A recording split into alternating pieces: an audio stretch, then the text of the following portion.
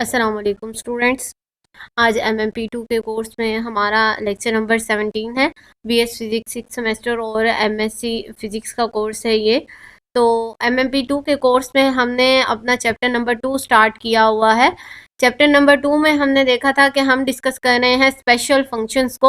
Special functions में हम जो पोर्शन स्टार्ट किया हुआ था हमने, वो था हमारे पास लीजेंडर पॉलिनोमियल का, लीजेंडर डिफरेंशियल इक्वेशन जिसमें हमने स्टडी की थी, और लीजेंडर पॉलिनोमियल को डिस्कस कर रहे थे हम। लीजेंडर पॉलिनोमियल में हमने देखा था जनरेटिंग फंक्शन हमारे पास क्या होता है, उसको हम किस तरीके से ड्राइव करते हैं, उसकी इक्वेशन क्या होती है, और उसी जनरेटिंग फंक्शन को यूज करते हुए हमने उसकी एप्लीकेशंस फाइंड आउट की थी। और उसके बाद हम अब फाइंड आउट कर रहे हैं रेकरेंस रिलेशंस को। तो लास्ट लेक्चर हमने जो लिया था उसे रिवाइज कर लेते हैं कि हमने उसमें कौन कौन सा रेकरेंस रिलेशन जो था वो फाइंड आउट कर लिया था।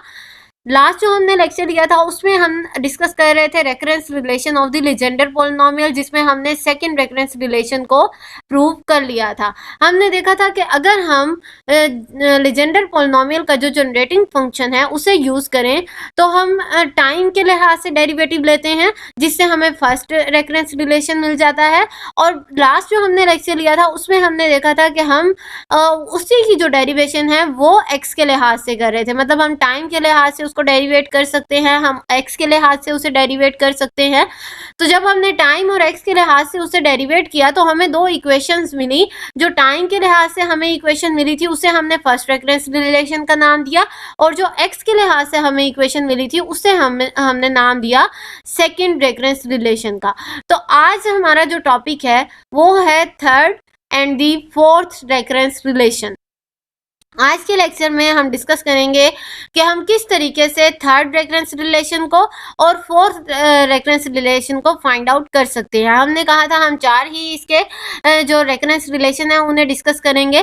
तो आज जो हमारा ये टॉपिक है रेकरेंस रिलेशन का, ये ख़त्म हो जाएगा।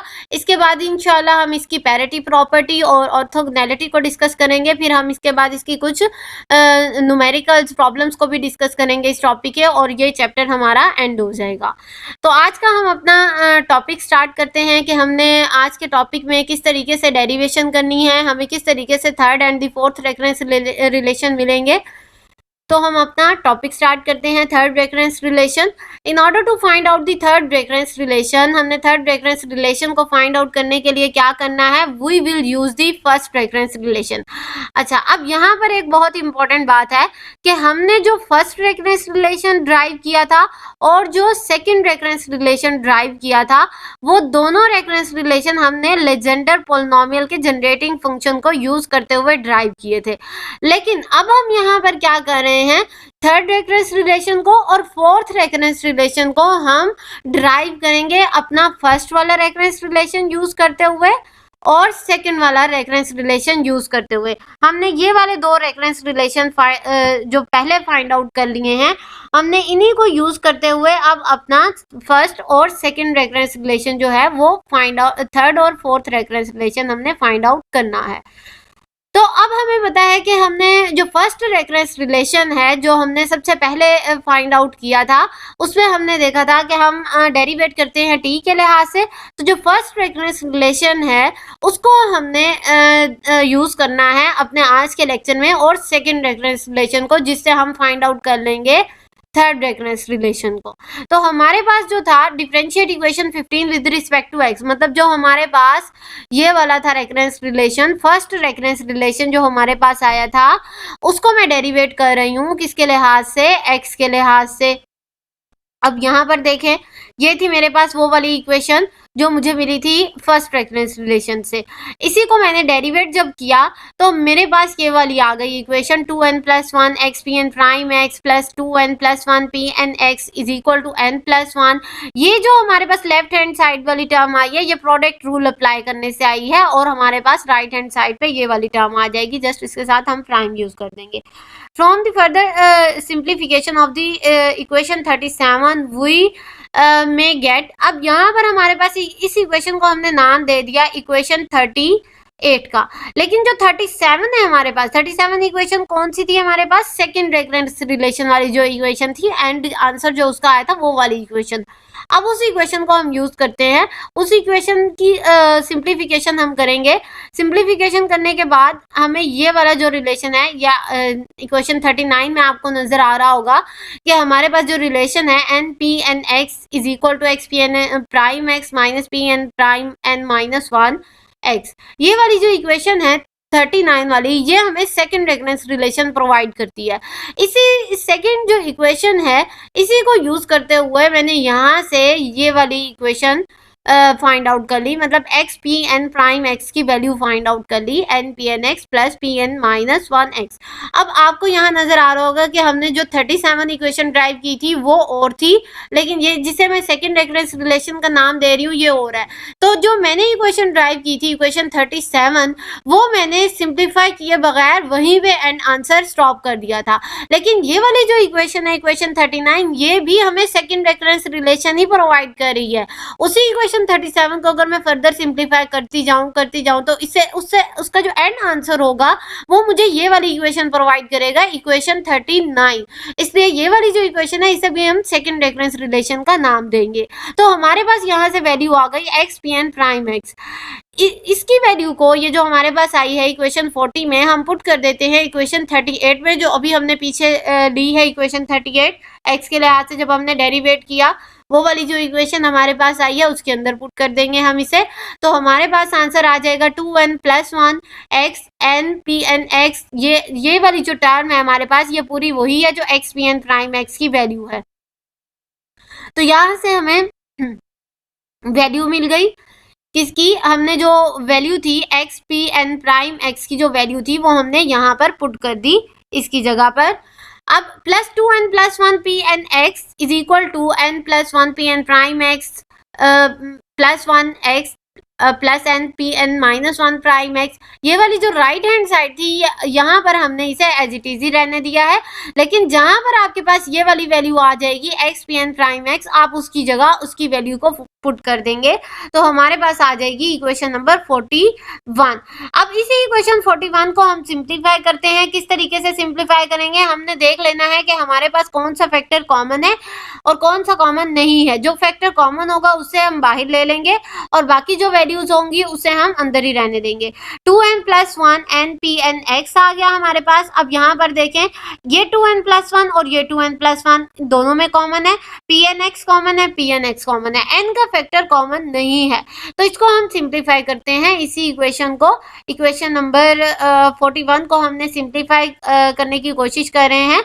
तो यहाँ पर हमारे पास क्या आ जाएगा, इक्वेशन 42 लिखी हुई है यहाँ पर।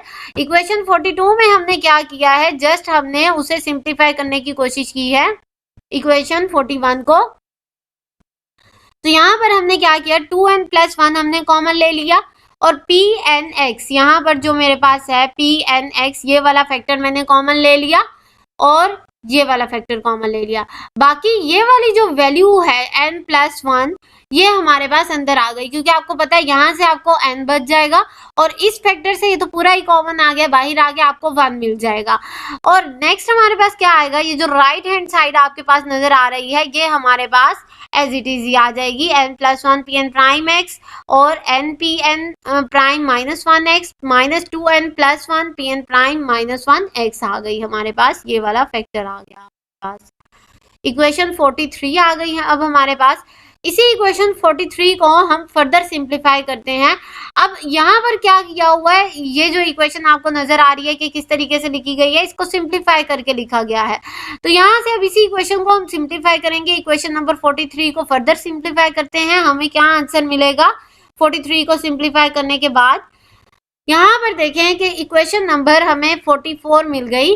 हमने जब सिंप्लीफाई किया 43 को, 43 में हमने क्या किया कि पी एन प्राइम माइनस 1 के एक्स जो था, ये वाला फैक्टर हमारे पास कॉमन आ रहा था, p n minus 1 prime x, ये वाला फैक्टर जो था ये कॉमन था, ये मैंने बाहर ले लिया और अंदर आपके पास आ जाएगा ये वाला factor N minus 2n plus 1, ये वाला फैक्टर आ जाएगा आपके पास। और जो लेफ्ट हैंड साइड हमारे पास आई थी उसको देखें आप, ये लेफ्ट हैंड साइड को हमने कुछ भी नहीं किया, ये एज इट इज है हमारे पास। राइट हैंड साइड आ गई हमारे पास जिसमें हमने ये वाला फैक्टर जो था ये बाहर ले लिया और अंदर हमारे पास ये वाली टर्म आ गई।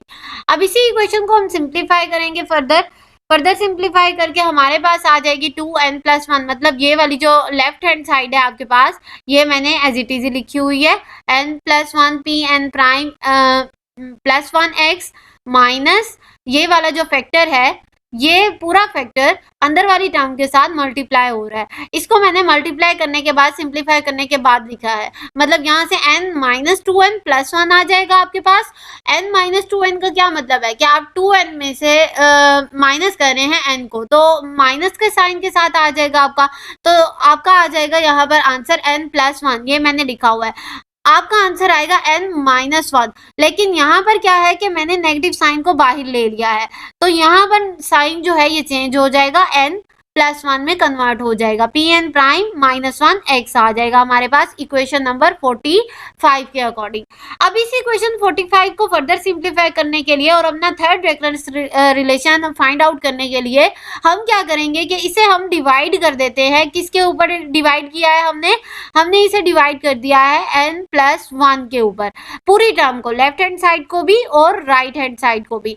तो लेफ्ट हैंड साइड पर जब हमने इसे डिवाइड किया तो हमारे पास आंसर आ गया। यहाँ से देखिए ये n+1 की टर्म है, इसे जब हम डिवाइड करेंगे तो डेफिनेटली ये कैंसिल आउट हो जाएगी, और राइट हैंड साइड पर भी हमारे पास n+1 है, इसे जब हम डिवाइड करेंगे ये भी कैंसिल आउट हो जाएगा, और यहाँ पर भी हमारे पास है n+1।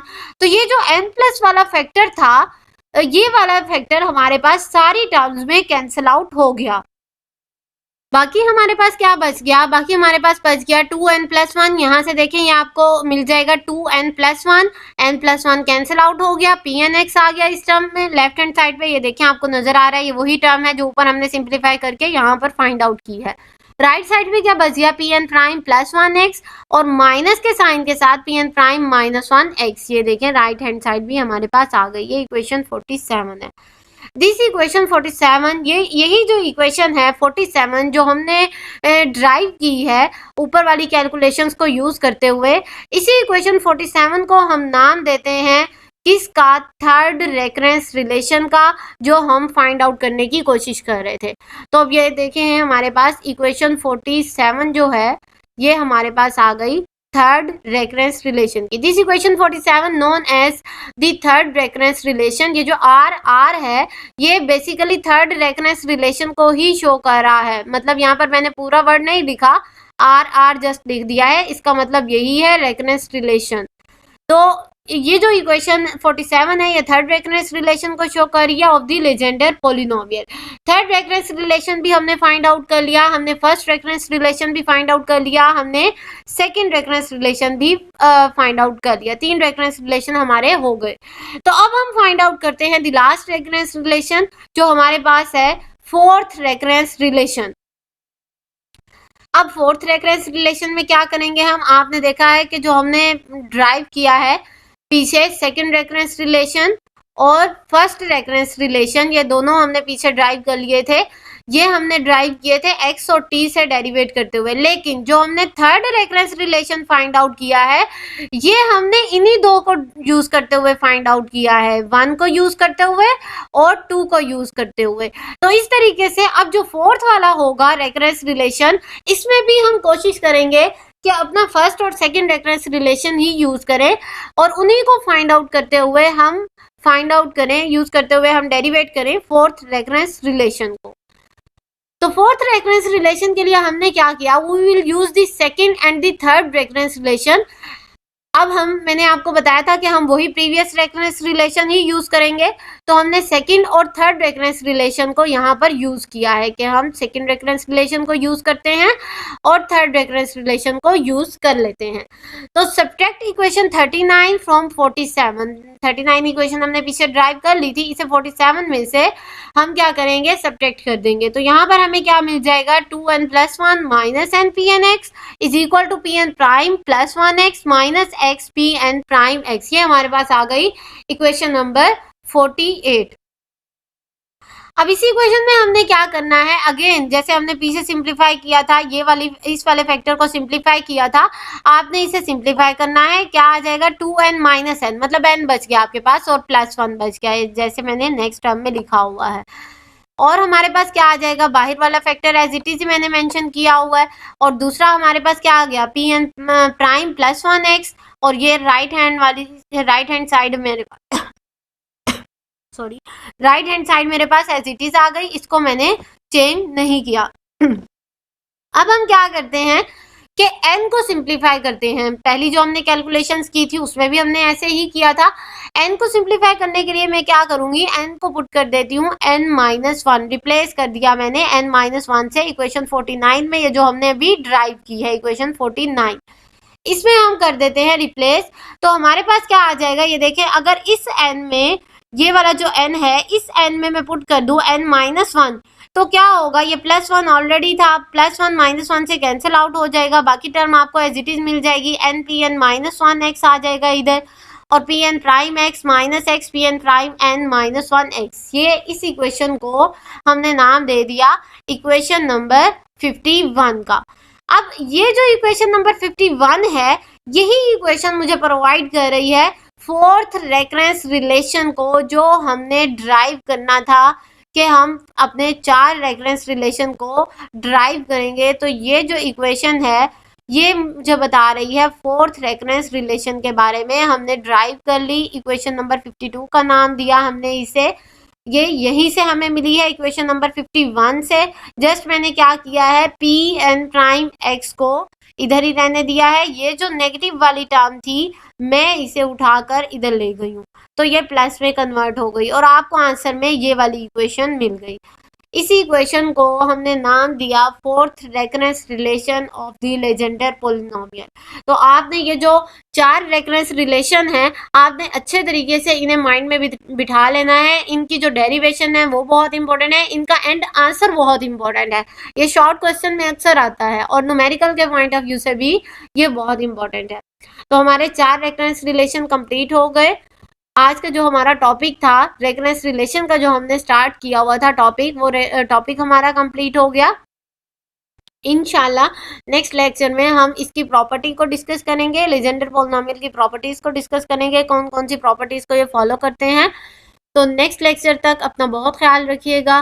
Thank you so much. Allah Hafiz.